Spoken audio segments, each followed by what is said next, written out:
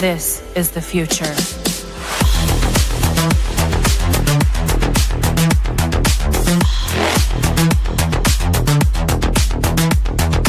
Evolution. The Crossing Realms Conference launches September 19th and 20th and will dock in Richmond, Missouri. This is already being called the event of the year, folks. With an unprecedented list of speakers and special guests, 2 days of cryptids, UFOs, and paranormal presentations, along with a celebrity-filled ghost hunt, meet and greet, gallery reading, vendors, and a film screening. This promises to be both educational and fun. Go to Eventbrite.com to secure your tickets and vendor slots before they are all abducted. They're going fast.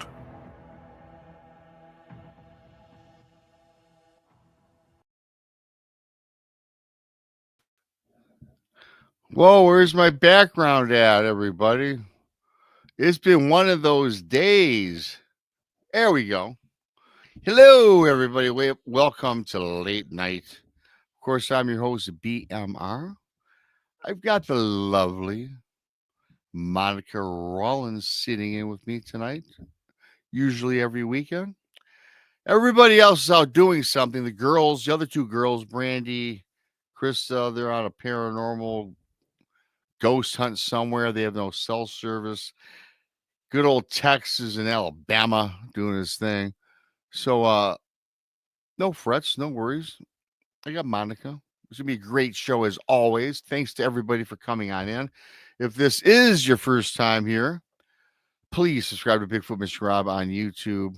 Monica Rollins, Our Paranormal World, found on YouTube. Of course, Texas Front Porch and the Blondes and the Booze Paranormal Podcast. Donnie Show, Paranormal Paul. All of us misfits, as Tex coined not too long ago. So thanks to everybody for coming on in. And don't forget, the Super Chat's open. A great way to help support what we do around here. I appreciate that. Also, you, friends, mateys, you can become BMR Pirates. Join today. Join the many, join the few, depending on your point of view. You get a picture of me sporting a bandana. Yes, you do, in the chat room. Also, really briefly, before I pull up the lovely Monica, I've got, I don't do this too often on the late show, but it is the beginning of the month. And a quick reminder, just an ever so quick reminder, that I do have 2 books out there on Amazon. Bigfoot Michigan represents True Cryptid Encounters, Book 1, Book 2, both found on Amazon. Simply type Bigfoot Michigan Rob in your Amazon browser. If you've bought it already, thank you, but do me a favor. Leave a review. It's all analytics these days. It does help promote book sales, much like on YouTube, you know, when you hit the like and you leave a comment, that helps promote YouTube and our shows. So thanks in advance for that. Thanks to everybody for coming on in. And I am going to not waste any more time and bring up Miss Rollins. Hello, Monica. Hello. Good to see. Good. Had to adjust the headphones for that one, huh? Yeah, you know, I did. It sounded good over the airwaves. How's it going?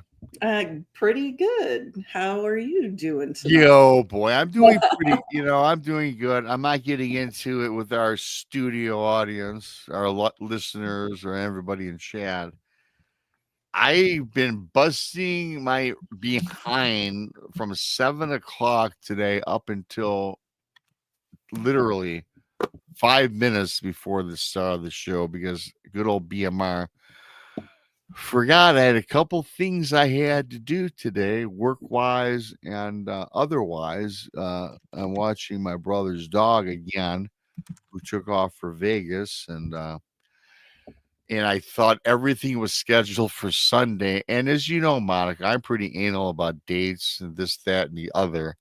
And I thought it was all Sunday, right? And it was all Saturday after 7 o'clock. And I'm just chilling out in the yard, got done making a little barbecue. And I get these calls. I get the call. I go off to work. Couple hours there, then I'm getting ready to get out of there. My brother calls me, "Hey man, you're supposed to pick up Dexter, his golden retriever." Hey buddy, there he is, staring me down. It's every time you say his name. Yeah, he's looking. He's 12 years old. He's got some arthritis. He's got some urinary tract problems, and my brother's in Vegas till the 27th of June. So I picked up the dog today. And took them. Oh, I didn't tell you this backstage. Took them to the airport. Come on, the things that I do. But it is what it is, and we're gonna move on from that. Very good. Okay. But I want to thank everybody for coming in. I see Cool Hand, Andrew, Diane, Freaky, whole bunch of you guys. Virax. Henry, I said Henry. Oh, Monica Rollins is in the chat as well. She's sure. Our Paranormal World. Hey, that's right. Our Paranormal World, found on YouTube. Hooking's in here. If I miss ya, hey CJ, how you doing? The usual Edward. A bunch of people floating in already. Well, we got about 30 of you already floating in. We got a good show tonight, Monica. How was your day today? Before we move on. It was okay. I'm having work done on because my house is so old, right? It was built in 1913. It's a Craftsman, and it's been maintained okay, but the previous owner had a granddaughter that fancied herself a contractor, and she wasn't. So I'm having to go back through and slowly take care of a lot of things. And one of the things, and it's not their fault, it's just the house needed new paint, and I didn't like the original because they weren't Craftsman colors. It was some weird seafoam green color and cream. So I'm having my house repainted. Well, you're on top of that because it's part of what you do with your career, I guess, is you are a project manager, correct? Yeah. I mean, yeah, for a GC. But I mean, I do commercial contracting, right?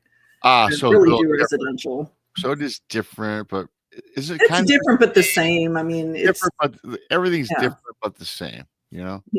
So, I mean, I at least I know what's going on. I mean, there are obviously like HVAC things you could tell me. I know basics, but not in-depth things. Oh, and I had another incident with my HVAC unit because, of course, I did. No. Where I don't know if you remember before, where I didn't realize that there was an emergency drain line on my front porch, and I was like, "There's a pipe that's comes out of my front porch," because I've got a big covered front porch. And I just never paid attention to it. And one day water starts falling out of it. And I'm like, okay, that's weird. It's super hot. Maybe, Yeah. It's the condensation line. I don't know. And and then I get the wet spot in the ceiling. And in the middle of one of my shows, I hear water just pouring out of my ceiling. That I do remember. That part I do remember. Yeah, so I had the same thing happen, and I finally told the HVAC guy, like, just redo the gosh darn drains, because, of course, the way they were piped before, it just, there's no fall. So, yeah, right. That's a problem. I was sitting here. This was like 2 winters ago. Yeah, 2 winters ago, and I'm sitting on the lower level of my house, and I was supposed to go actually to Ann Arbor and meet up with actually Krista and Brandi because they were out there doing a convention or a conference. Yeah. So I was going to drive out there because I went to U of M out in Ann Arbor. It's where I went to school, and heck yeah, because this is when I first met them. I probably knew them for maybe a year or so. Okay. And then but what we had was I had this problem where a pipe broke because of frozen pipes, and I couldn't figure out why. Because my house is pretty well maintained. I had a pipe break, and it went through and leaked into my basement of the house. So this was the day that I was supposed to go to Ann Arbor. So I immediately, though, I had to cancel to get a plumber and wait around. I waited around that day for a plumber for like 6 hours. And what happened, my pipes, the pipes in this house are pretty old. It turned into a big project. And let me tell you, as you well know, plumbing is not exactly, like buying a flat of flowers. Nope. The MEP trades, right? Mechanical, plumbing, electric. That's where the moolah is. Those guys are not cheap, no matter who it is. If they're doing good work, they're not cheap. Let me put it that way. No, but yes. And it seems like anytime you look, well, I don't do it anymore, but back in the day when I was kind of looking for different jobs, HVAC electricians, they are like always in demand. And when I worked at Ford Motor Company, the electrician and our pipe fitters were the two most highly paid skilled tradesmen because that's where the money is. Yeah. And those are the jobs that need to be done immediately. And I'll tell you what, like the trades are going away. Like none of the kids coming out of school are really doing the trades like they used to. They're struggling to find new blood. And I'm telling you, like it's uncomfortable work because you're in tight spaces, you're up on hot roofs or whatever, right? Plumbing is unfortunate, electrical is dangerous, and HVAC, you're on a hot roof. But you get paid very well. You get paid very well for doing that. And that could be a whole nother show talking about the kids Yeah. growing up today. I mean, they're growing up on the they're 4 years old. They have a cell phone in their hand.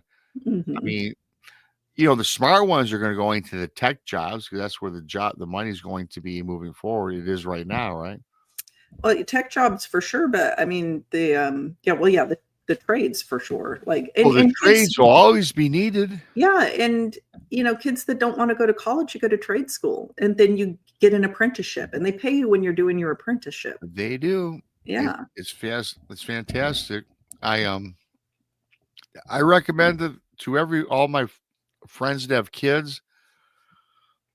I say, well, if you don't pick a specific thing in college, or you don't want to go, be an electrician or a plumber or an HVAC. Mm-hmm. You don't even to be an HVAC guy. All you have to go is a tech school, a trade school for all three of them, really. Yeah, that is for all three of them.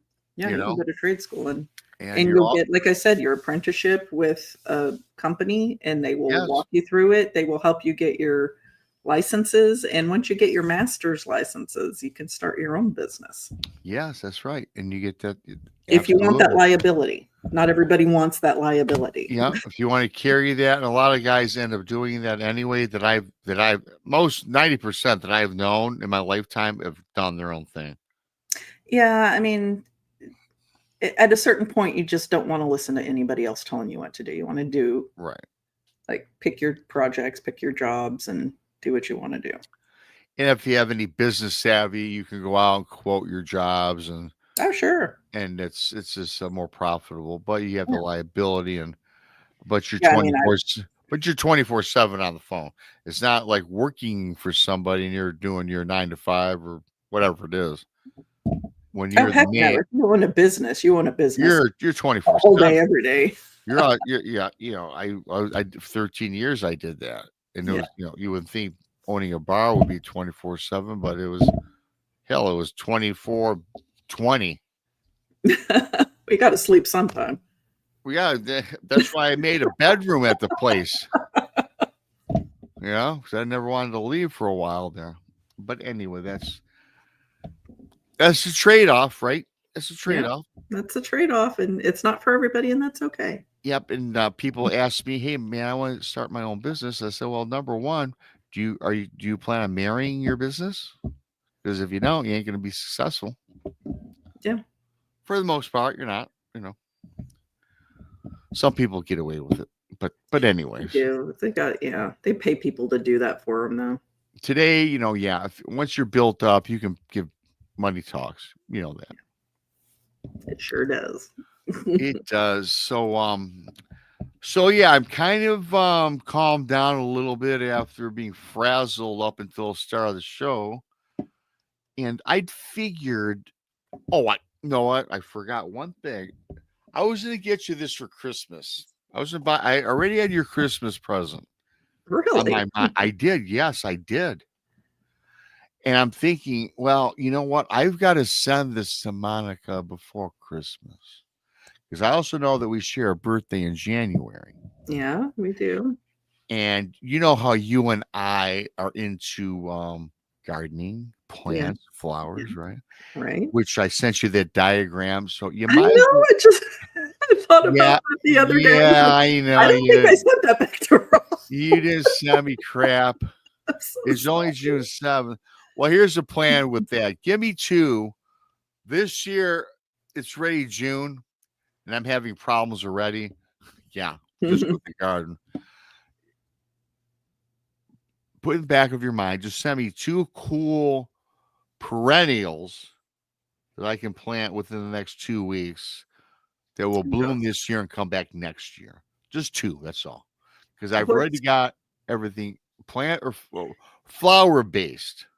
Do you want a summer blooming plant, or do you want one that is going to be a fall blooming plant? I'd rather have summer because fall around here is kind of drab. Well, that's the reason you should. Well, I'll send you plants, but you should plant. Of course, they'll be green in the summer, but they won't start popping with color until fall. So you have your fall plants and your summer plants. So when summer fades, the fall starts showing. So you have color as long as possible. Okay, well, give me a combination. I'll get with you on that. Sounds I good. will get you some stuff you can plant right now. Thank you. I might even buy you plants and Oh, you don't have to do that. Jeez. We'll wait down the road on that. So this book, okay, Monica, is it when you read Enchanted Plants? Lovely cover too. Oh, well, I tell you what, look at this. It's got gold. It is beautiful. Wow. And yeah, the inside, I haven't read anything of it yet, but the inside is immaculate. Oh my goodness. Yeah. So I was thinking of you when I got this. Okay. And I said, man, I got to do a show with Monica, either just a show or maybe a show when we're solo like tonight, or maybe just do our own show together. Your channel, mine, it don't matter. We can do a garden show. Now listen, this is shows from the 60 shows. This is the thing about the enchanted plants, and we're going to talk a little later on today about some witchery, right? No, I'm down for that. Has some plants and spells in here that was used in the 16 and 1700s to cast spells. Sweet. It's got both negative and positive. It's got plants in here that you can grow in your yard. Everything in here you can grow. Yeah, sure. But there's bizarre history behind everything in this book. It's not like, a rose, a petunia. Does it have mandrake in it? That's a serious one. It's got the first one says here is hazel. I don't know. I haven't read it yet. Okay. As you can see, it's pretty thick. I can give you the whole history of mandrake, which is a poisonous plant, by the way. You shouldn't consume it. No, but it's got the history, what it does, what it doesn't do, if it is poisonous. Mm-hmm. It's loaded with great information. So I'm going to send you a copy this summer because I'm the type of guy that can't wait when I like something. So expect this in your mailbox. Well, how about if you bring it up to the conference we're going to be having in September? Well, I could do that as well. Yeah, we can do that. And that's right. And everybody, our conference is September 19th and 20th. We'll all be down there. This event is taking off. We're having a pre-party now on Thursday. At a haunted ranch. We got the haunted, got the ghost Everything's tour. Haunted. Everything's haunted. I even got me, sitting right here, a cowboy hat with my favorite cheap beer, Bush. Yeah. Yeah, you probably saw the picture. We can both wear cowboy hats. Yeah, see that? I have mine too. Oh, there you go. Yeah. I even got this. This is authentic. It's Missouri is the home of Busch Light beer, which is my favorite cheap beer. Okay. So, we all got one. So I'll be bringing that. So yeah, we'll have a good time. I don't know if I've had a Busch Light. Well, I tell you, I like I like craft. I don't really like craft beer. I like beer in general, but the way for me, it's like I've been in the industry for 13 years. Just give me something that has good flavor and cheap. I'll buy it. See, there's no good flavored cheap beer that I've run across. The beer I typically drink is German import, but I will drink like a Shiner occasionally. It's that's not terrible. But it's hard because I like very light beers, very light wheat beers, and Oh no, I like them too, but I find that they're very filling. Yes. After a while. And they pack all the calories. And during the summer, I pretty much drink every other day beer because I love the sun and being outside, and that's what I do. Sure. So, but the other beers, though, those German beers, I was in Germany twice for Oktoberfest, and let me tell you, so cool. I'd love to go. I was there twice. One of my other best friends, he joined the army. He was stationed in Germany for 10 of his 20 years. Okay. And twice I visited him for Oktoberfest. And I must tell you, one of the best times I've ever had in my life. Oh, I bet. I bet. with the food, the beer. Carnival, yeah. All the The only thing I didn't like when he had to go take a pee. The place I was at an outdoor trough. Yeah. It was a circle, and you're doing your business in a Facing circle another guy. outside, and it's outside in the public square. No. And everybody walked by, and let me tell you, I never really had stage fright until I went to Germany. Well, that'll give it to anybody. Yeah. I mean, I think so. like people have nightmares about stuff like that. I was laughing at it, but yeah. So, yeah, that was pretty crazy, but always a good time. And yeah, so I got that little hat there. I had to buy it. I thought it was cool. Okay. Cowboy hat, Missouri. Blah blah blah. So, before we get on with the little bizarre news, and the other thing I want to talk about, I wanted your opinion on this because Friday night I did a couple encounter stories. Okay. The one and I broke this down. I'm going to try to break this down because it was just so cool. It was like 20 minutes long, and I'm not going to do 20 minutes since I did it Friday. So some of you folks in chat might have heard it if you saw it. So I'm going to give you the really edited version because I don't know if this was gnomes, the fae, little people. Because I know that you kind of like those that subject matter. Sure. So I did this show and I got tons of cool comments and sparked out a lot of questions for me. And typically when I do the Friday night show, I just go solo and I give my take at the end. So there's no interaction with someone like yourself or anybody else. I just read the comments later. So I want to tell you this. I'm going to break it down. So everybody, it's not 20 minutes. It's going to be like 10 minutes, 5 minutes, 3 minutes. I'll give the heavily redacted version. It's really redacted. I mean, if you want to get the full version, it is 20 minutes long. I did it Friday. You're not getting that tonight. And I suspect that many people here heard it. If not, go back and check it out. But there's this guy. He lived in southwestern corner of Indiana. And really brief, again, the redacted version, as you said, during the year of 2021 and 2022, he was noticing a bunch of, as he says to me, like these little people. Now, when he said little people, Monica, it's not like the little people you and I know. That's the only way he could explain it to me. This guy's not a cryptid fan, not a paranormal fan, but there's like 4 or 5 of these like 2 foot. It started out, Monica, as these like 2 foot like beings, and they look like their feet were like big, like had like rabbit's feet. Okay. And they would hop around, but then they would stand up. And when they stood up, they exposed their arms, and at the end of the arms, Monica, they had like fingers and hands like humans. A lot of these creatures in 2021 and 22,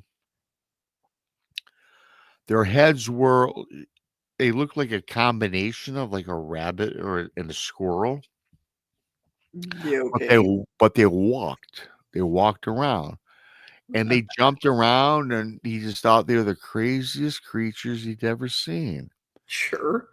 Yeah, well, yeah, right. And they would dissipate, and he lived in his backyard, backed up to the woods, not a forest, not a national forest or state park, but it was a wood area. And they would take off. And there was like 4 or 5 of them in 2021. In 2022, he says, and by the way, this is important. This only happened in the month of July when he'd have these experiences just in July. Okay. The next year, 2022 now, these creatures emerge again, but now there's not 4 or 5, there's like 10 of them. They're all covered in hair. I forgot to mention that to you earlier, but they are covered in hair. And Mhm. now some of them look the same, but some he said had like human shaped heads, and they did not resemble a rabbit or a squirrel, but kind of a disfigured human, almost like a creepy garden gnome. Okay. Okay. Okay. And they're like 2 foot tall. And that's the 2022. In 2023, all of a sudden, emerging from the woodline, he says, Rob, I S you not. These creatures, they emerge from the woodline. There's like 20 of them. And they are all, this is 2023 in July. And there's 20, and they're marching. He says they were like, they reminded him of a military group, and they were a lot taller now. And they marched right to the back of his backyard. And now he says, Rob, they look like gnomes, like you would buy at the store. None of them resembled animals. They looked like weird, odd human beings. And they would stand there and they would peer in at him and not move, frozen. Ew. Then he would hear communication, gibberish. Could not make out the sounds or what they were saying, but they were creepy and they were staring at this guy and looking at him. And he's now, the first prior years, he thought it was weird and odd, but this time it was like they had something was on their mind outside of just showing themselves. So he started to get a little fearful. Sure. And again, I'm cutting out a lot of details, you guys, because I want to get through this. So they disappear back into the woods, doesn't see him again. So last July, just last year in July, and this guy's single, is by himself, and his sister got through a divorce, and this guy was a jerk and blah blah blah, and she has a 3-year-old and a 6-year-old, a 3-year-old daughter, and she had a 6-year-old son, so very young. Okay. So, and their parents had both are no longer with us, so and they're both, and now she's single, got a divorce, and she asked her brother, hey, the old man, the husband got the house, blah blah blah. So it was pretty bad. So he goes, yeah, you can stay with me. And then he was reluctant to tell her. He goes, I got to tell you something though. I've been having these weird experiences, and if I have to back up just a little bit, during those prior 2 years, he would ask the neighbors if they'd seen anything. Now, I guess the neighbors aren't like on top of each other. They're distance apart quite a bit, but neighbors kind of looked at him. What are you talking about? No, they thought he was a weirdo, basically. Okay. Blew him off. No, we've never seen that. Okay. But he has to tell his sister because of the kids that, I've been especially last summer, these weird creatures are on my property in July, every July last 3 years. And she looked at him like, oh, okay, whatever. So it was the first week of July that she moved in with her children. And as it turns out, she's washing clothes for the kids. And for whatever the reason, the dryer quit working. So she had to go outside and hang the clothes. For what this guy fortunately had a clothesline out in his yard somewhere, which was cool for her. So she took all the kids' clothes, and I guess she had a lot of clothes because he explains to me there's like 5 or 6 shirts and tops, some shorts, some pants, so a fair amount of clothing.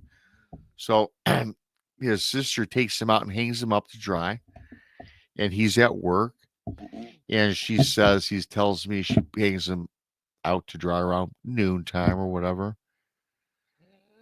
Excuse me, that she's going about her business doing something.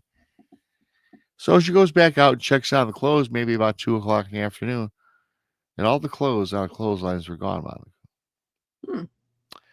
So she was like, who stole the kids' clothes? So she immediately went to the neighbors and asked if they seen anything, and they kind of looked at her like, no, and this, that, and the other. And she's like, whatever, waits for her brother to get home from work. Brother gets home from work, and he tells her the story. Now, the brother is thinking, wow,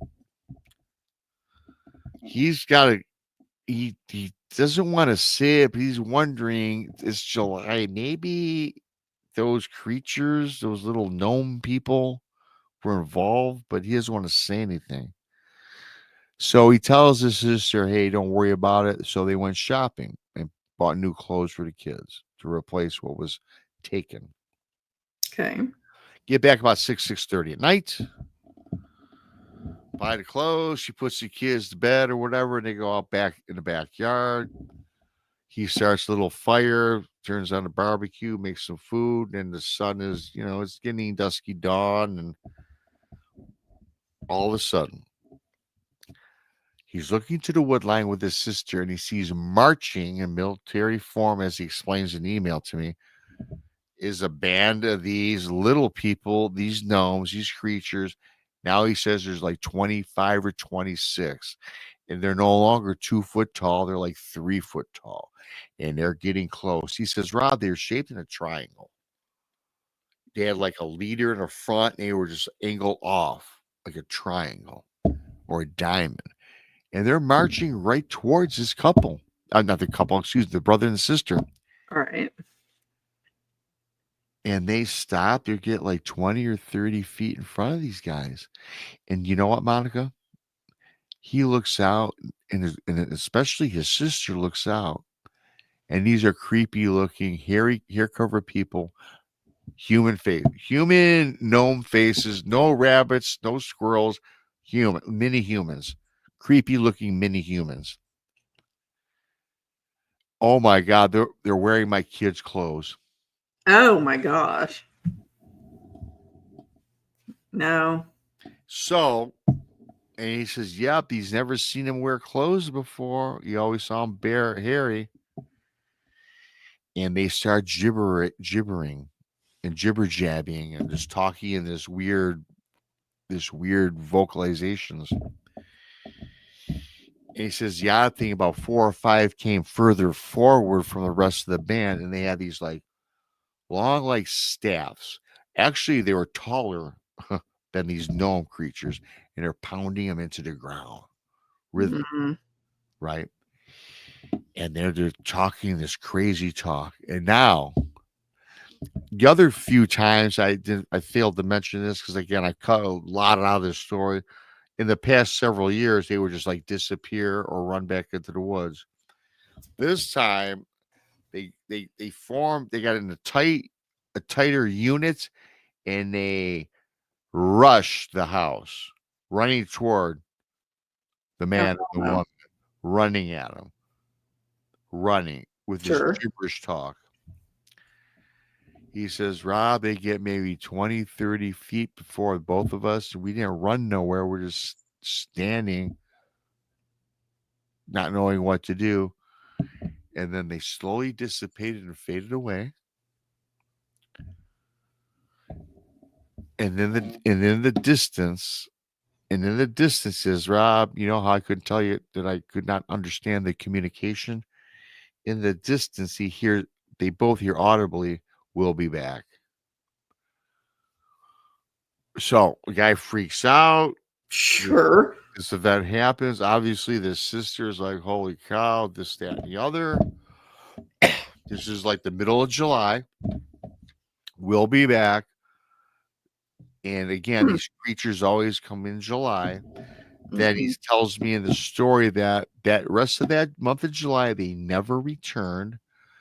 His sister since got a job, this, that, and the other, and she since has moved out with the kids. I bet. And then he tells me, Rob, and this was just last summer, this last incident. He says, Rob, I'll be getting back with you because, as you know, July is like a couple months away. So he's waiting for their return. Wow. Okay. So yeah, I mean, I never heard anything like that, Monica. I can't say that I have either. And I'm like racking my brain trying to, because I mean, almost definitely Fae, in my opinion. Yeah. Uh, I'm just racking my brain trying to figure out which species of Okay.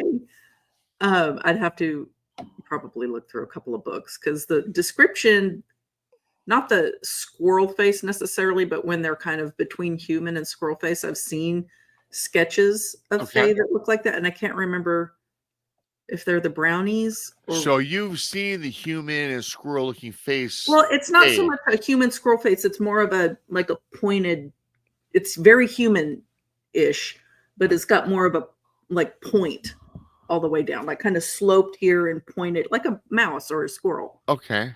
Yeah. But I would, if I were him and you have access to it, maybe drive some iron posts around the yard as like a perimeter, because that'll keep them away. They won't come near the iron. Well, I heard that iron is a deterrent for apparitions and evil. Is that the same for the Fae? Yeah. So your first, says this was cool. I did this again. I did the story Friday, and a lot of the comments were Fae. People were saying Fae came up quite a bit.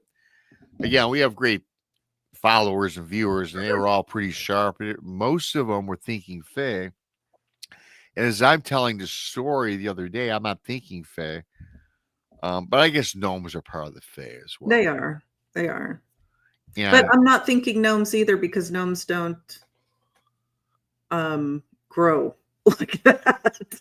Yeah. Well, they went from a 2 foot to like 3 foot, and then in the kids' clothing, the kids were 3 and 6, and these gnomes, the clothes they had on were like tore. They didn't fit the bodies. Sure. Because I can't imagine a 3-year-old is how they're not tall at all, right? Not tall at all, no. And even a 6-year-old is a little taller, but yeah, the 6-year-olds would probably be 4 foot, 5 feet. No, not 5 feet. Probably 4 foot down. I mean, it just depends on the genetics. It depends on their genetics or whatever. Yeah, I mean, they're not tall much at all, like 3.5 feet. Yeah. Maybe. But anyway, yeah, they're about the size of those things. So, yeah, I mean, I would start, like, I wouldn't wait for them to show up this year and they're as tall as him, and they're acting aggressively.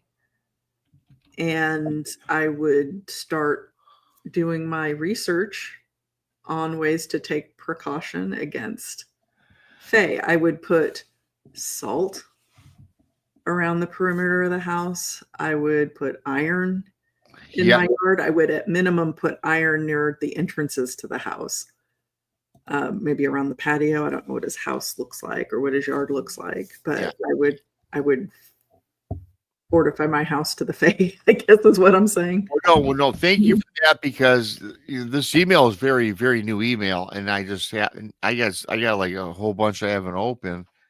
And I just happened to see gnome, and I dig gnomes for whatever dumb reason that is. I opened it up and I started reading it, and it's relatively new within the month, and July is coming up for this guy. Coming up fast for this guy. And so I'm gonna have to email him what you just told me, because I didn't think what to tell him. Yeah. I mean, there's a lot of things I would do. I would do more than I'm not going to put it on here what I would do. You're right. People will come for me, but I would, in a very basic sense, I would drive. I mean, I would put iron in my yard, and I would. Iron is a deterrent then for the Fae and other. Oh yeah. Okay. For sure. Really briefly, Amy. 5 more pirates gifted by Amy Creel. Thanks, Amy. Thank you, Amy. She's one of our main mateys. Thanks, Amy. Appreciate it. 5 new pirates today. Thanks. Thank you. Yes. So yeah, and I'd put salt around the perimeters. I mean, I'd put red brick dust at my entrances. I do a lot of things, like especially if I had something like that happening, if I wasn't able to just pick up and relocate. Yeah. You know, I would start apparently at minimum do that. Yeah, this guy's not relocating. This is an Indiana southwest quadrant. Okay. The cool thing of what he did tell me, he's glad his sister finally got, she's not a dummy. She finally, after the divorce, she's out doing her thing. So he's again by himself. And I'm just wondering if they were more drawn to the kids, maybe, or it doesn't matter. Well, he said that they were looking in his window in the previous years. So, yeah. I mean, they certainly could have been drawn to the kids. The kids are a little old to be worried about like changelings, but they will take kids like into the mountain or into the mounds, like into fairy realm. It sounds stupid saying it out loud, but yeah, they'll take it they'll do that. Well, of course, half the things we say on all these shows sounds like, odd, but yeah, no, I got you. And I'm glad I'm glad. So for those of you that heard the story, watched the show, thank you for that. I didn't want to retell it again, and certainly I didn't, but I wanted your take because I know you know a little bit about that. I'd like to actually help this guy. So now I have some things that I can tell him what to do. Because I didn't think about iron or this, that, or the other to suggest to him, because I tell you what, if this really did go down, he's going to have this again in July. He does. And, if he's getting these communications saying we'll be back, he needs to absolutely say, no, you won't. Do not come back. And if he has the opportunity to get iron filings, even, like blow it at him. Like throw it in the yard. So is that probably something you should do then? Because I know a lot of people, I can't imagine you hear, out of the whispers of the winds, we'll be back, and you hear it audibly. Yeah. Creepy as hell. Ominous, for sure. Ominous. And the first thing that you're not going to think as a normal person is, no, you're not, and fight back, right? But that's where Monica's mind goes. But yeah, no, I understand. That's not something a normal person would do. A normal person's not going to fight back immediately. They're going to be crapping their pants. Well, sure, but 3 years in, and it's getting progressively more aggressive, I would absolutely go. And once it starts, I'd take that as a threat. I would take that as an active I would threat. think that as an offensive on your home, on your property, on yourself. And you do make a good point. And I'm gonna have to probably, when I send this guy a return email, I'm gonna have to say, hey, you know what? This has been going on since 2021. 2021? Mm-hmm. Why are you concerned now? Because it's getting progressively more, antagonistic, I think. I will tell you this. Thank you, Larry Sharp. 5 more mateys. Thanks to Larry Sharp. Thank you, Larry. I appreciate you, brother. But I tell you what, in 2020, when I seen the 5 of them that walked around, I'd be like, I'd be investigating what the heck is it? Well, if they were just milling around in the woods, I'd mildly poke around. I don't go jabbing sticks into fairy mounds, But when they start looking through my windows, I would start planning a way to push them back. Like, you want to wander in the woods, whatever. Stay off my property. Don't come up to my house and creep me out by looking in the windows. And then you're bum rushing me. And then you whisper, we'll be back, as you fade away. Hell no, you will not. That's a great point. If you're milling around in the woods, hey, what you come across, you come across. Yeah. But when they're approaching, now, of course, that first year, I think they were just scattered about, not very threatening, right? Right. And it's alarming that their numbers are increasing every year, and they're getting bigger. They're getting bigger, and now they're advancing. And as he writes in the email, almost remind him of a little military or militia marching. Well, these things had an agenda. Yeah. So that's I'm second look year. through my books and see if I can find that specific fae that I remember seeing the sketch of, because I just remember it had a real pointy, like rat face, Okay, you know. and maybe he tells me what he tells me, and I didn't see it. He's explained it, and he says rabbit, squirrel looking face, and I can see where That's what rodentary. you're explaining is rodentary, Yeah. So I can see that. So yeah, I But did want again, to I share think that with. I wanted your take on that because I figured you would think it's pretty cool and have some insight on it. Because it is pretty cool. I had no answers for the guy. I'm like, yeah, I'm And sorry, I really don't know. It's kind of out of my realm, so to speak. I would find a way to maybe the month of July toss some wrought iron fire pokers in the yard. Yes, I actually wrote that down while you were talking to me because I know me. I don't want to forget because that's great information. I mean, as weird as it might sound, I mean, I would be very concerned if I were this guy. And you go to garage sales and buy the old fire pokers. And I'm not kidding. Stand them up around the house or around the yard or something. Pokers, yeah, which you can find anywhere. You can find those at garage sales. Yeah, for cheap. Very cheap. And they are very heavy. Yeah, and they're iron, which is what you need. Yeah, and that's the most important thing. That's a great point because when I was having some issues, that's what even Krista was telling me to put iron underneath my bed. When I had a couple instances here at the house with, I don't know what it was. I never did it, of course, but but there's a method to all the madness, and this is, of course, the late night show. A lot of madness. And with that being said, hey, buddy, I'm letting my buddy out, and I'll be back in 30 seconds. So just keep everyone entertained for about 30 seconds. Then we'll continue on. Okay. You hear me? Thank you. I hear you. All right. I'll sit here and tap dance for the masses. Jazz hands, everybody, jazz hands. So, yes. So anyway, going back to this story, if I was this guy, I would definitely get as much iron as I could and just, put it around the yard, put some salt down and see if that helps.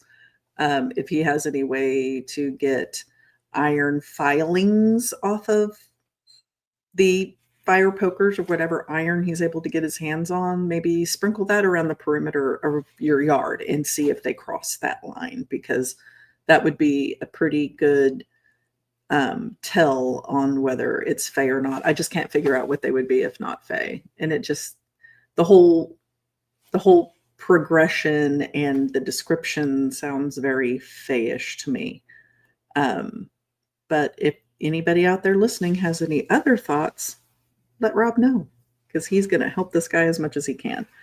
I'm just putting my 2 cents in there.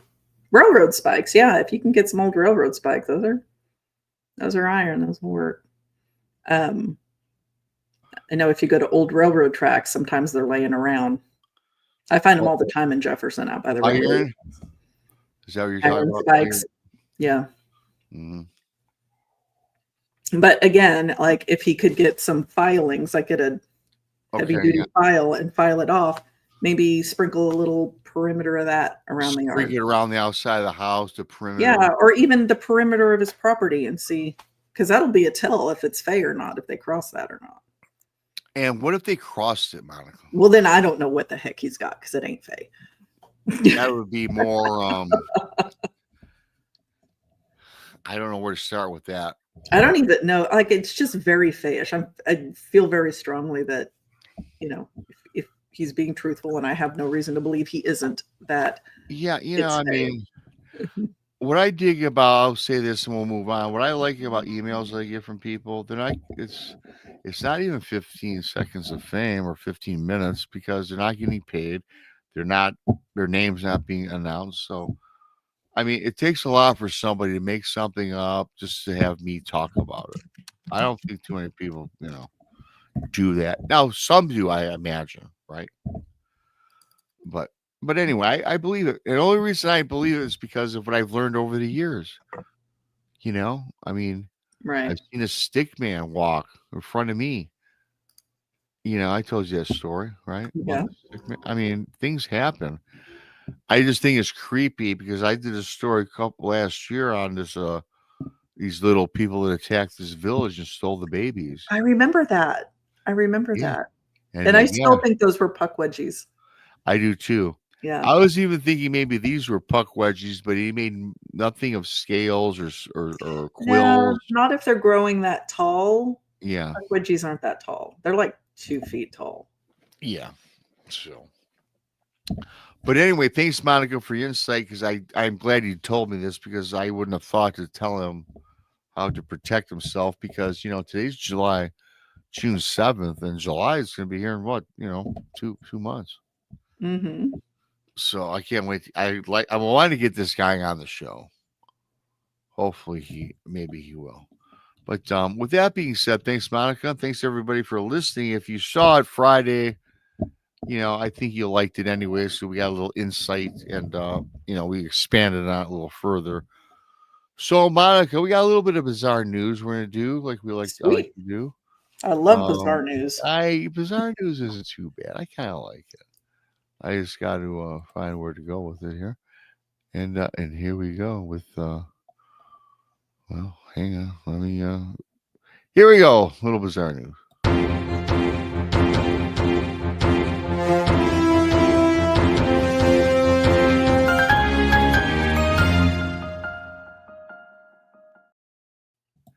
Yes, indeed, everybody. So this first bizarre news item.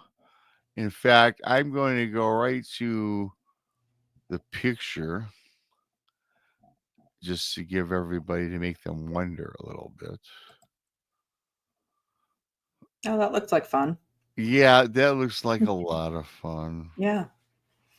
That looks like sleep paralysis, actually. If you're Oh boy, don't you know what? I suffer from that occasionally. So do I. It's not fun, as you well know. I think we did a show on that. Well, you've heard of mine. I've heard a little of yours. It's not fun. Not fun. Knock on wood, haven't had in a while. Yeah, me too. So I don't know that this is not sleep paralysis, but this is about. It's very interesting because, as you well know, and as everybody that's been following me knows, that I have crazy, weird dreams. I've talked about it ad nauseum. So that's why I kind of liked this one. Not that I liked it, but it kind of rang a bell with me. And I found this. It says, if you die in a dream, is it really possible that you could die in real life? Or I should say I've heard unalive. that old wives' tale there. I've heard that my Yeah. whole life. And this is I don't know that that's true. I heard that if you see yourself, I mean, I see myself come close once or twice, but I never was offed, as they say. I saw myself get killed from a third party's perspective in a dream. Oh, well, you know what? After this, I got to tell you a story. Okay.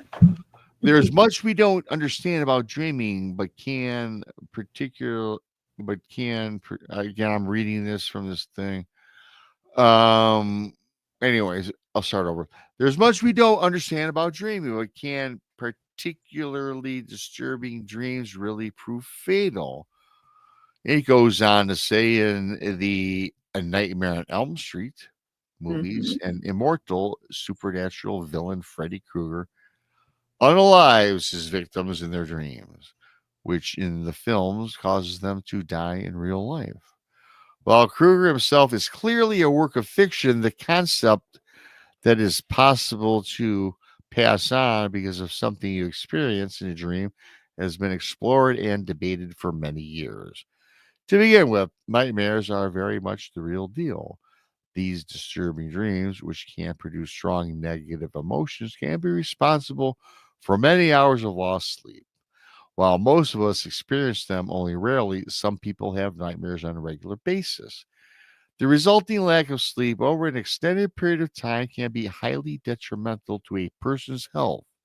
Some might, like in the movies, go to great lengths to try and avoid going to sleep at all. But while a chronic lack of sleep could potentially prove fatal, it's not quite the same as saying that a person has died in real life because they were unalived in a dream.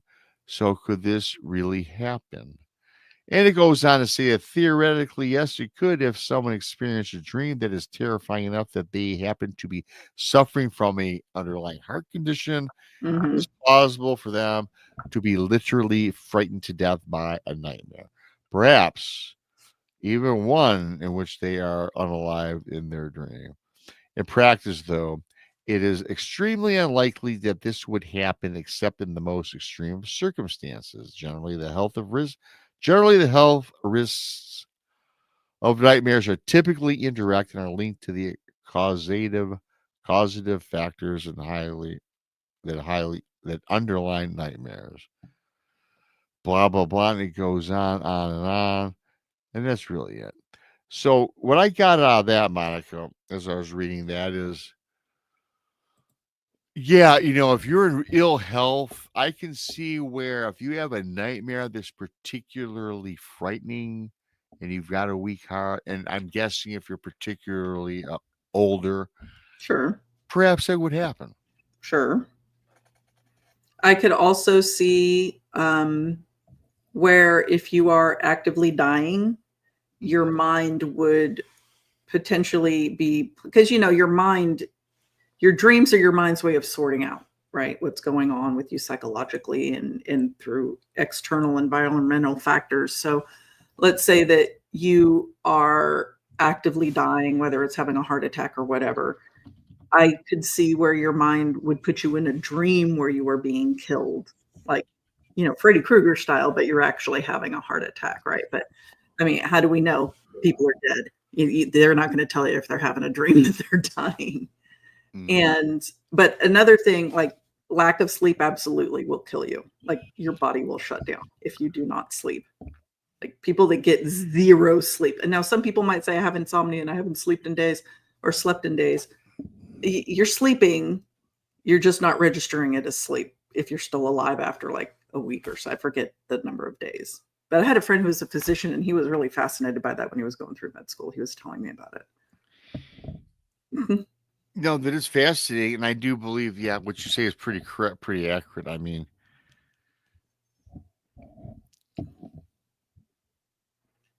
but how do you know? I mean, how do you know the people that are having heart attacks in their sleep from a nightmare? I mean, there's no way you have to be hooked up.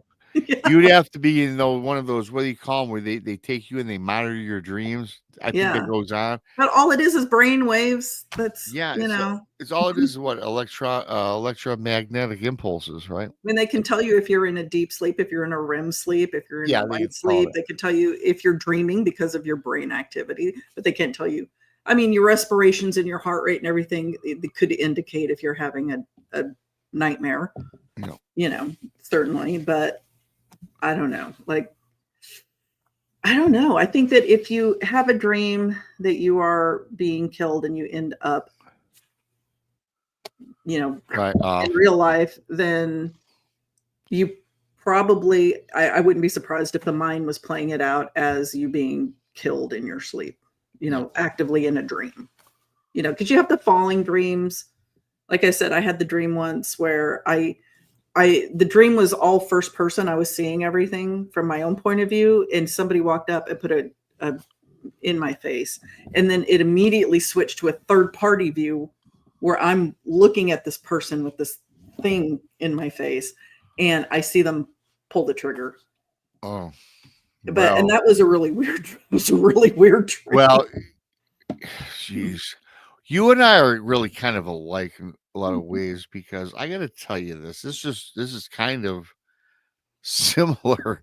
I had this dream, and as you know, I'm not getting into it. I've had thousands of crazy, vivid, real dreams that I'm thinking is really happening. This dream that I had, and this was probably 3 years ago, where I literally thought I was at this scene, and I'll explain. Now when I'm dreaming, I knew where the dream was coming from, because last year, I don't know if you remember, I went to this in Detroit. Okay. This is how crazy I am. Me and a couple buddies, we got notice of where there was an underground party. Woohoo.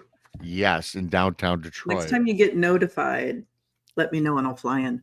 Oh, very good, because yes, and I got directions, and it was just like, and so I went to this. Me and my friends found this directions, and it led us to this place, and you had to pull down this alley, and this alley it was just outside of downtown, and there was a bunch of buildings on both sides of this road. I think it was called Rose Street, and Okay. it was just a bunch of like buildings. I don't know what even they were. Like warehouse kind of buildings, or yes, yeah, okay.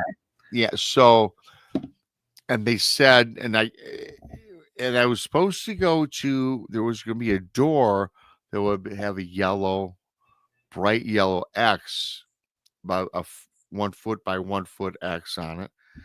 You go there. He says you go up to it and you knock 4 times. Okay. And I was given a password. I think it was like Johnny O or something, whatever it was. Seriously.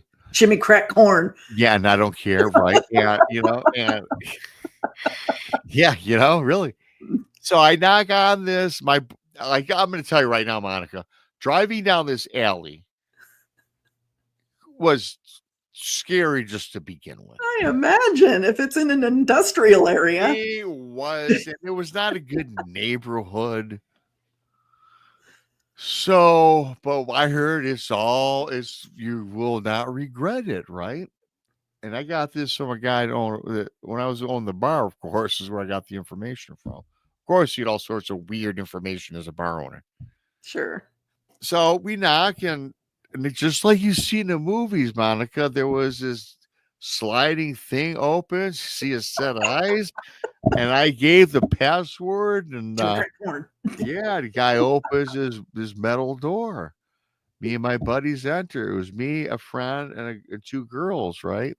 And all 4 of us enter. And this guy looks at us, a big, crazy looking guy. Sure. And he says, "You're in," and he gave us these glow in the dark wristbands. Okay. It was $20 a purse, $80, whatever, who cares? Hey, $80 is worth a good story. Yeah, and so we go in, and we're in this underground. It's underground, right? Like I said, it goes down. We go down these stairs, and now he goes, "You're on your own." Hey, he goes, "This is not the way out either. There's another place where you can exit from." I go, "Where is it?" He goes, "You got to find it." Well, I'm like, "Oh, great. Okay." Have you ever seen the movies? Is it 6mm, 8mm? Oh, yes, I did. Yes, I did. Yeah. Yes, I did. Yeah. I'm feeling underground vibes from that movie. I'm going to tell you right now. Yeah, because these corridors branched off in directions, and we took a left. If we walked, we took a left, and then it opened up to this bar. Man, there's this nightlife. There was a bar. There was people dancing. There was people hanging out the bar, and it's wow, this is cool, man. So we're hanging out. We do some more adventures. We're walking about, and then it got darker.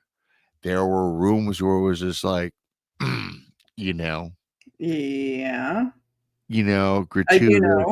Gratuitous activity. Sure. And there was there's another room. There's these weird looking people that didn't even look like humans, which I'm like, oh, you kidding me? Were they furries? They looked alien, man. They looked crazy. I mean, it looked like you and I, but the makeup they wore, the way they dressed, very creepy. Sure. I'm not suggesting they're aliens. So we were getting a little freaked out. The women especially were kind of like getting turned off. Traffic-y vibes here. Yeah, they're getting turned off. They're going to get abducted. They're going to be sold into slavery. All right. I mean, and worse. Okay. So we finally find this one little barn, and we hang out. And then we said, "How the hell we get out of here?" We asked the bartender, and he says, "I don't know." Oh, really? How are you getting out of here at the end of the night, sir? Yeah, well, yeah. In fact, a friend might have asked that, so I got kind of fine, whatever. We go to another corridor. So we finally did find our way out. And I could tell you about this night for 5 hours because I had a good time, actually. But this is what leads to the dream I'm going to tell you about. So this happened. That was real. So we get out of there and I get home. I go to sleep. During the night, I start having this nightmare. I'm driving. I'm in the back of. I'm driving. Ooh, Ooh. I'm driving a Lincoln, the Mhm. old long Lincoln town car. Okay. I'm the driver. Okay. And for whatever reason, I'm going down an alley, with the warehouses, very similar to where I was at. Mm-hmm. Now, again, this is the dream. And I pick up these two dudes, shadowy dudes. I can't make out their faces, and they get in the back seat. And I says, "Where to?" And they gave me an address, and they gave me a $100 bill. I remember grabbing it, put it in my visor of the Lincoln, and I'm driving his location. And then they said, "Oh, detour, take a left down this alley." Monica, I turned down the alley, and in my dream, I'm sensing in my consciousness that this is not right. So Mm-hmm. they said, "Stop." Stop, pull over. And I can now, during this dream, Monica, I can feel this. I can feel the barrel of a gun in the back of the base of my skull. Ooh. Ew. And I'm thinking Sopranos. Sure. I'm going down. I can hear the cocking of the hammer. Mm-hmm. Boom. And I hear thud of a gun. Now listen. In my dream, in my conscious mind, I can feel not the bullet penetrate I know I'm shot. I can't feel it go into my head, but I can feel in my dream the bullet exit my forehead and Oh. I can feel it pop. I can feel it pop out Ah. and I can feel this warm liquid substance rolling down my entire face. And I know it's my blood Sure. in the dream. I immediately woke up, and you know what? When I woke up, Monica, my head from the bullet area all the way down, I was covered in sweat that I never sweated in my life. Mm-hmm. Working out, playing sports, I never sweated that profusely. I literally, when I woke up, Monica, had sweat and perspiration dripping off the bottom of my chin. Sure. When I woke up, and I thought during that dream, I was, well, moving on. Oh my gosh. Yeah, that's a terrifying dream. I mean, for real. To be able to feel that. Now, I've had dreams where I was injured and I could feel the injury, or I get hit in the head and I could feel the hit. And I just think when I have those dreams that I've got a headache, I've got a muscle spasm, I've got something going on, and that's again my brain's way of processing that while I'm in a dream state is somebody's hitting you with the baseball bat, somebody's stabbing you, somebody's doing whatever it is in the area that is in pain. But that's pretty intense, waking up with the sweats, waking up feeling that pain right there. Oh, yeah. I mean, and I could feel it. It was like it's hard to explain. It didn't hurt, but I could feel it pop out. Like if Yeah. you had like a blister or you had something like that you pop, you could feel like boom, extract out of your body. Yeah, you feel the pressure release. Pressure release. Boom, that's what it was. I felt that. That's crazy. And as soon as I woke up, I immediately felt, and my face is covered. And I thought that it was blood. Well, sure, in your dream, yeah. my first reaction was, holy cow, I just got shot in the head. I really did get shot. Yeah. I mean, That's scary, Rob. and I ran, I got up and I knew it was sweat, and I got up and I ran into the bathroom. I looked in the mirror, and it was a sheen of dampness on my whole head. Sure. Face. Sure. One more thing, not as serious, but have you ever seen the movie Beer Fest? I did see Beer Fest. So when they're going to the secret underground layer, they're going through the warehouses with all the rooms branching off that have the weird things going on. Yeah. Then the guy with the slide opens up. The password. Yeah. When you were describing that, it made me think of that scene in Beer Fest. Okay. Yeah. No, right. Well, you know what? 6 or 8 millimeter. With that was with the guy who's in every movie ever. Yeah, Nick Cage. Nick Cage. I will tell you, I watched that movie, and boy, I love that movie. Underground market scene or the underground. Oh, yeah.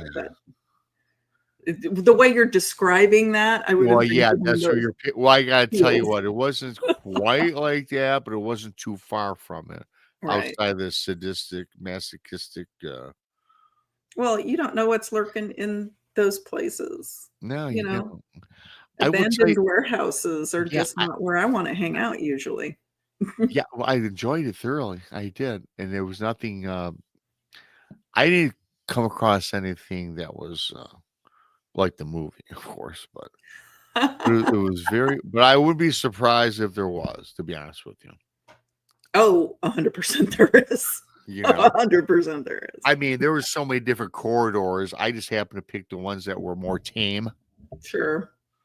Except for the room, I swear to God, they look like aliens, but they weren't. They were humans, radically dressed and decked out in all this makeup. See, now I don't know. Maybe I wouldn't have felt threatened. I mean, because when I'm in experiences, like when I'm experiencing something like that, I'm absorbing everything as I'm going through it, and I'm not always necessarily scared, which is not a good thing.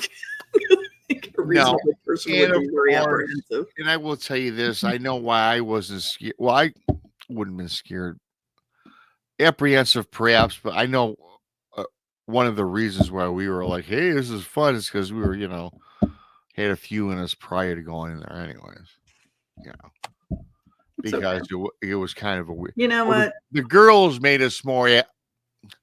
They were the ones after about 20 minutes were like, "Let's get the hell out of here." Well, yeah. I mean, as a woman, you feel and probably not an environment you want. Not a place I would take a date to ever again. Yeah. I will tell you that. But if you get another invitation like that, 100%, I will. I'll call you. Yeah, we'll fly in because I will do it again. I'm just weird that way. I would go. I would try. I'd go for the plot. I want the experience. Yeah, and something you can reflect back on and tell all the great people on YouTube. Yeah, I mean, that's how you get good stories. You go do stuff like that. You do, and I wish that I had a channel back then because I would have definitely looked for story. There would have been a lot of great material for this show. Sure. Oh, I'm sure. Like when you're running the bar, I imagine. Well, I got a lot of cool stuff from the bar. Yeah, there's a lot of. I think I've seen aliens in my bar. I think Man in Black. There was some guy that came in dressed like a Man in Black. It was one guy, and I knew nothing about the Men in Black back. I just was too busy to get involved with all this, right? Sure. And this guy, he looked like now that we've been doing this for a while, there was a guy that I swear to God probably was a part of some sort of covert, secretive, Black Fund kind of thing. Yeah. But I will tell you this, I did eventually, after I started getting involved and when I saw the ghosts in the bar and I saw the Bigfoot while I owned the bar, I had a jar. I said, you know what? I put this jar in anonymity. I put, have you ever seen anything paranormal like Bigfoot or ghosts? And I had cards. You don't have to sign your name, fill out what your experience, and put it in the jar. So I started doing that after the stuff I came across, right? No, that's cool.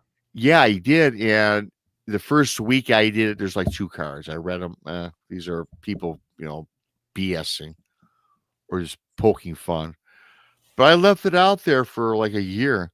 And I must tell you, it added up to a lot of BS, but a lot of them were today. I wish I still would have kept those cards because today I believe some of these people were trying to reach out. Sure.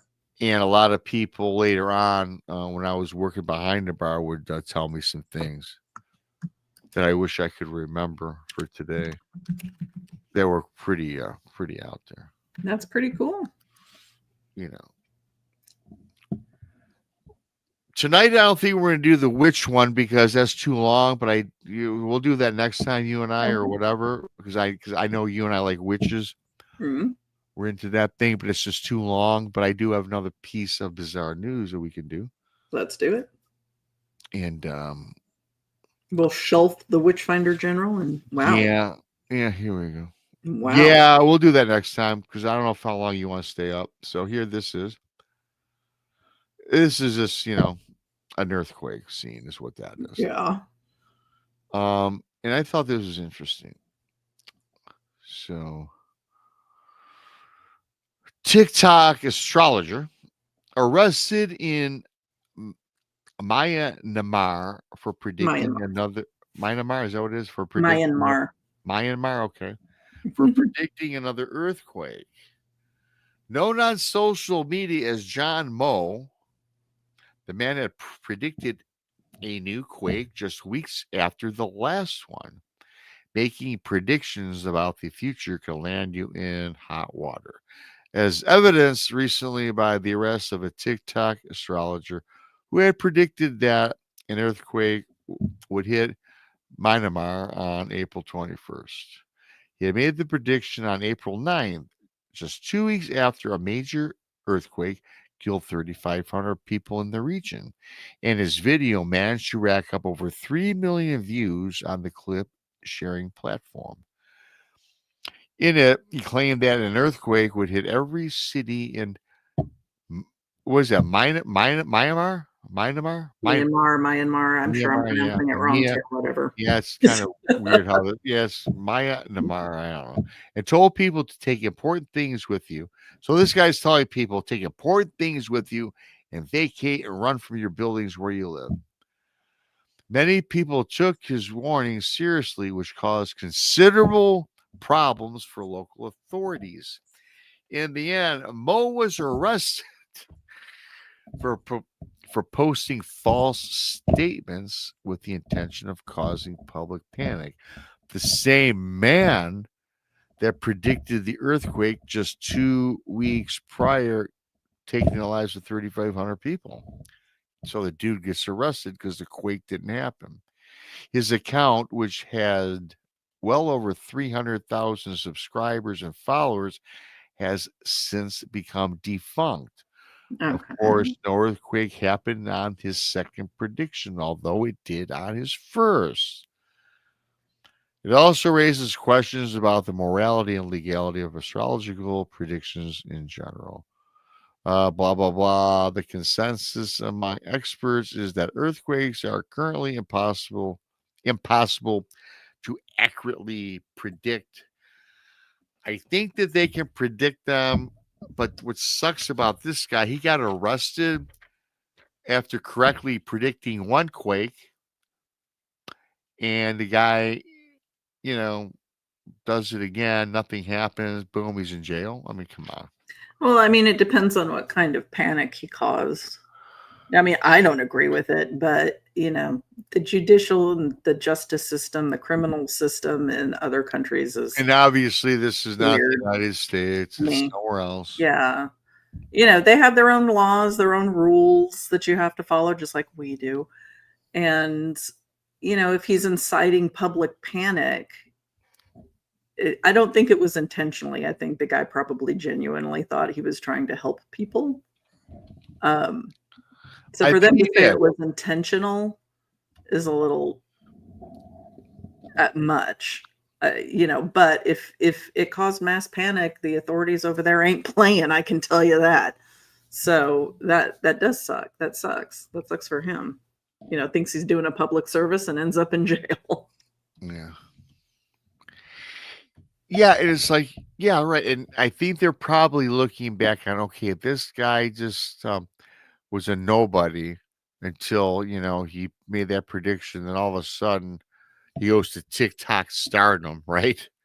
So maybe they were thinking that there was something more into it. Well, I mean, if you're trying to keep your clout, there's ways to do it that don't just panic the crap out of a region, because if people are heading for the hills and grabbing their stuff and just abandoning their houses thinking this big earthquake is going to come, then that's pretty irresponsible. I mean, it is irresponsible. It is. I agree with that aspect. It's just like, we've all seen the movie like a million times.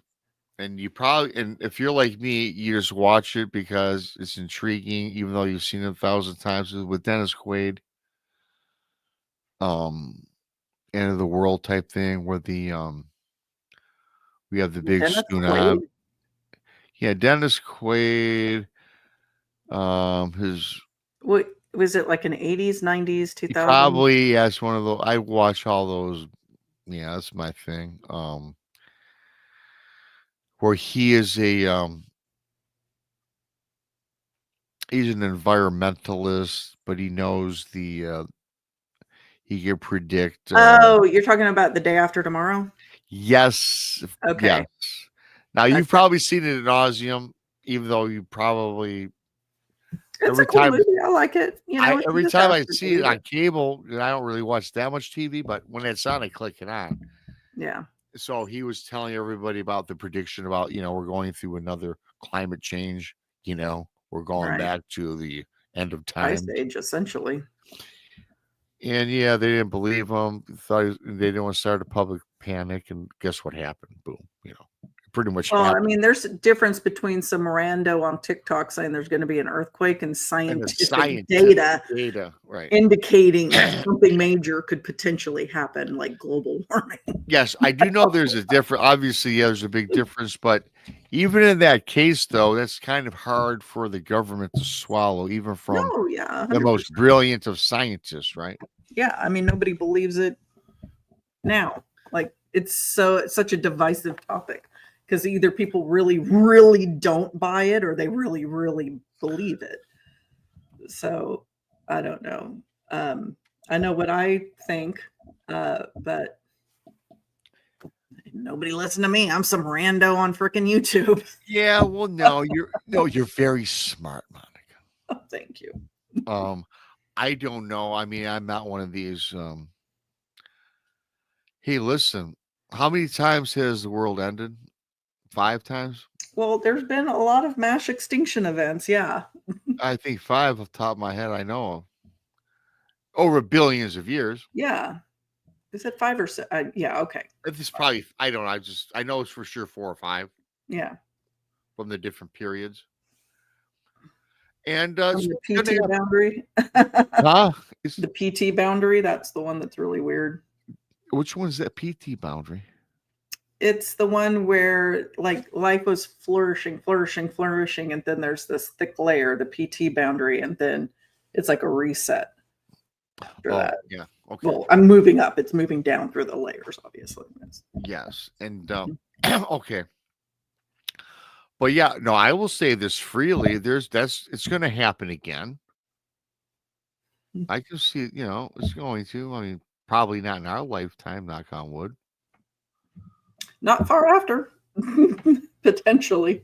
I mean, we'll see. It's, to be honest, something's going to happen. So whether it's us causing it, because humans are a virus on this planet. Sorry, we are a freaking virus on this planet. The human is the virus. Yeah. And or it's going to be something interstellar, right? We're going to get hit by an asteroid or a comet at some point. We are. Yes, it's going to happen.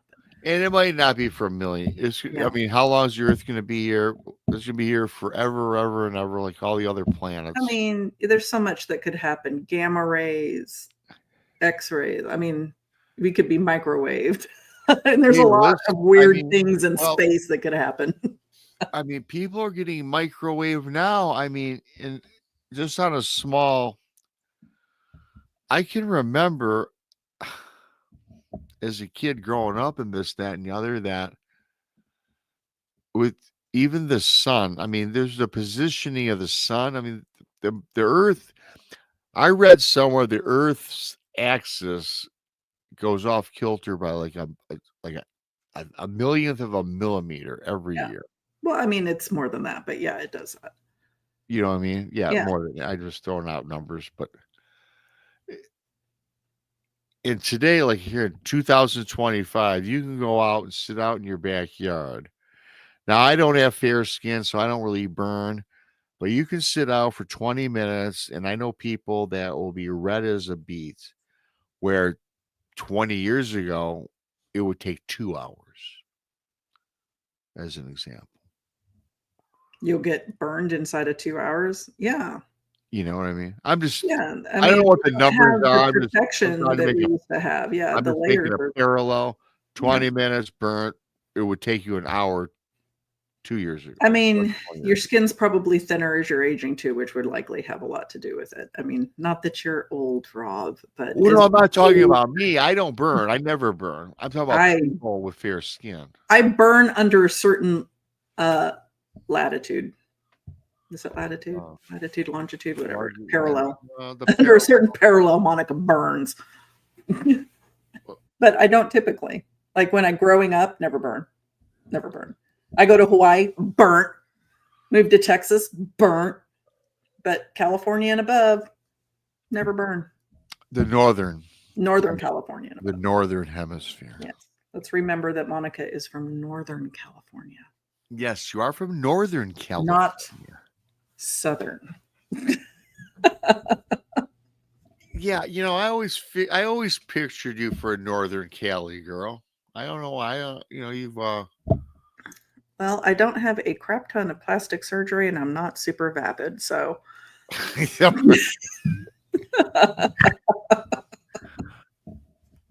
if I continue podcasting, I'm going to have to get some plastic surgery, I think. I'm not, I just haven't had it done yet. It's going to happen. I'm a vain heifer. Well, yeah. It's going to happen. I'm thinking about getting some things tightened up if I continue to use. Yeah, I mean, I like the old. If I do this for another decade, I gotta look good, right? You know. Well, I mean, if you have the ability to age even more gracefully than nature is allowing, then I say if you have the means and you're not afraid of it, go for it. Well, right now I'm not looking bad, but I will tell you that who knows what the future holds. You never know what the future holds. I'm just saying, you know, when I'm starting to get the little jowly things.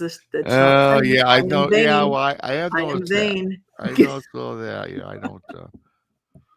Yeah, I understand you. I understand. Mm-hmm. You know, I wanted to do the witch thing today because it's so fascinating, and I know you like it as well. But you know, I don't want to go another 40 minutes because we'll have to save it and then put it on the back burner. Sure. Well, you know, I'm home during the days, so if you want to have a special edition, really? You can do that during the days. I'm working from home while I finish out a project. Oh, you are? Well, very good. Maybe we will. So I am. Don't want to make it because I don't want to do podcasts all day every day. But I would do that to you anyway. I would. Podcast. Yeah. I would do a special one with you. Yeah, we'll see. I'll get with you. We'll check it out. Sure. Because it's pretty cool. Because you know, you turned me on to the I already forgot the name of it, of course. About 6 months ago, I watched. What are the two of the one? What's the one on the vampire one? Not vampire. The witch one. The witch. I know you like. It's a series. Oh. The Witches of something.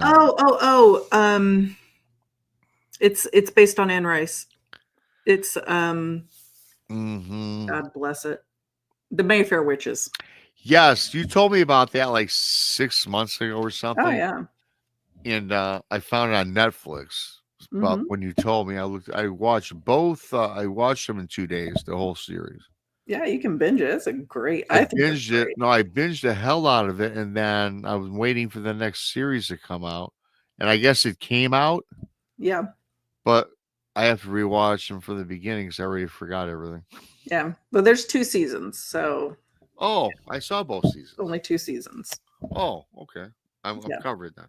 Yeah, I thought they had a third. I thought the third came out. Well, the second season just came out while I was in New Orleans for my Are we birthday. talking about the same guy with the one guy who's in it? Who's the guys in it who the man? Oh, Harry Hamlin, I think. yeah, that's it. That's that one. Okay, Takes so place that's only mostly in New Orleans. yes. It's only 2 seasons. Yes. So I've seen. Okay, well, okay.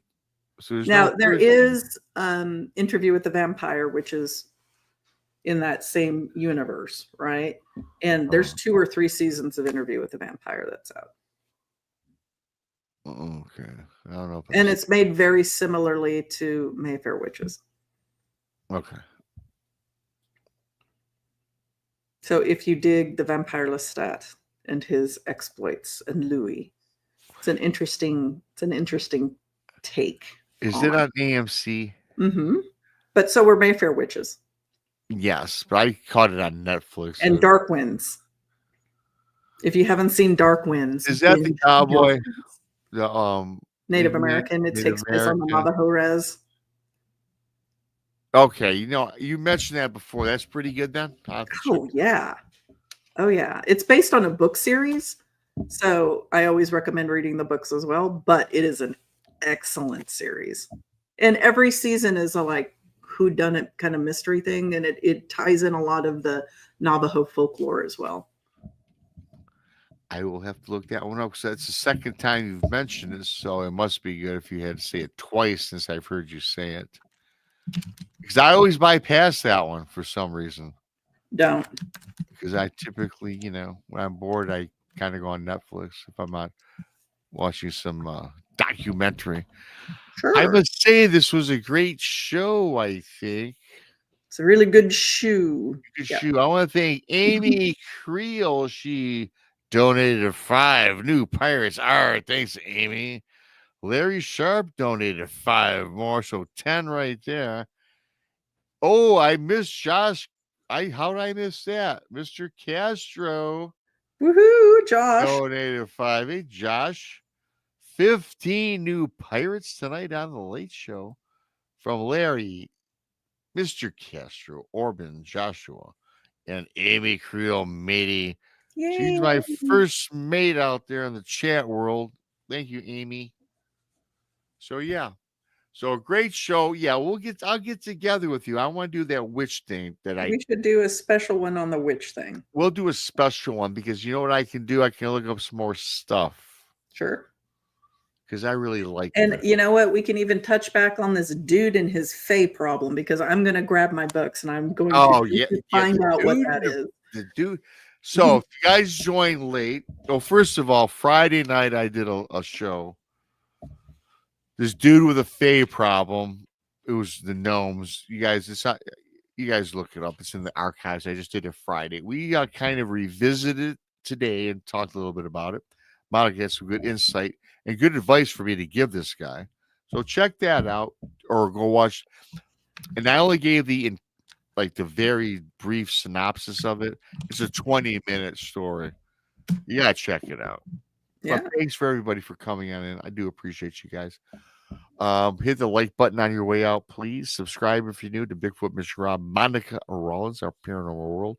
Of course, the Blondes and the Boos, Tex, Donnie, Paranormal Paul, and all our other cast of characters. Make sure you come visit us in September so we can hang out and tell stories in person. Yes, we'll tell stories in person. And Thursday, we add another thing. We're doing a pre-party, which is going at a haunted ranch of all places. Yep. So you get to see us all just hanging out. Toasty. Very toasty. It'd be a very toasty September. It'll be a toasty September. It'll be a toasty evening. Yes, because we got to work Friday and Saturday. Yeah, we got a lot of work on Friday. We got a lot to do Friday. And my hangovers last days, so I got to be careful with that. I got something to fix you up with that. A Pedialyte before bed is usually. Pedialyte's bet. I tell you what, that's it's funny that you say that because when I know that I'm going to be, I'll drink one in the morning and one at night. I'll drink Pedialyte and before I go to sleep, and then I'll have a bottle of it sitting by the bed, and I'll sip on it at night if I wake up. I shouldn't say this on air, but I will. My buddy's a nurse, and he lives in Texas now, and he lives in Houston. Ooh, tell him I'm sorry. No, he lives in. I'm sorry, Austin. He moved from Houston. That's considerably better than Houston. Yeah, no, he lives in Austin, Texas, and he's a guy who lived in Germany when I went to Oktoberfest. So, but when he came home, he would stay home for a couple of weeks at a time, and he would bring his supplies of vitamin B12 and 6 and saline solution. And if we went out on a 2-day binge of just doing nothing, Did he hook you up, IV? Yes, he did. And let me tell you, it's wonderful. It's a game changer. It is a talk about insomnia.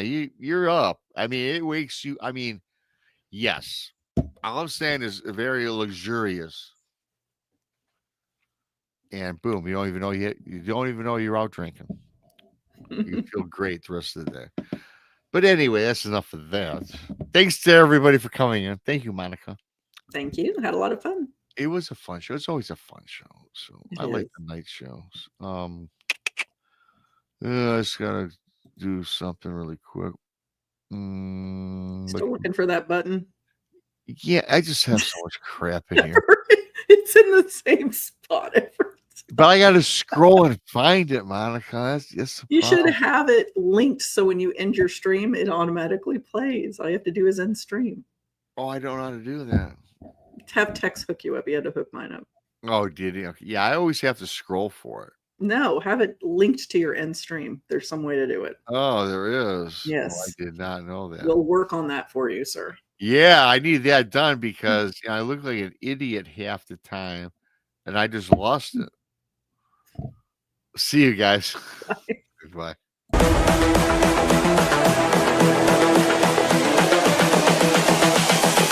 This is the future.